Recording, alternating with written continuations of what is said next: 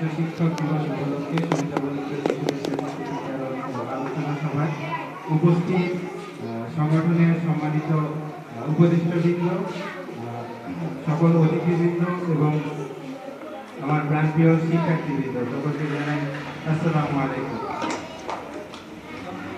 আসলে এই মঞ্চে যারা উপবিষ্ট আছে সকলেই আমার শিক্ষকবৃন্দ। এখানে বক্তৃতা দেওয়ার মতো তেমন কিছুই নেই।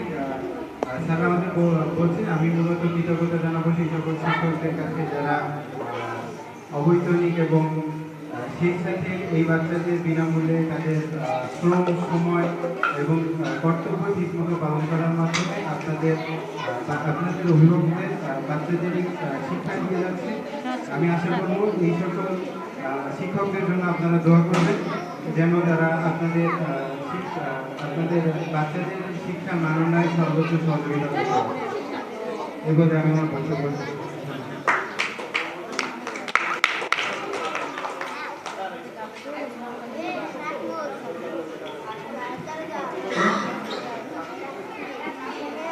এ পর্যায়ে বক্তব্য রাখছেন খালেসাপুর মহিলা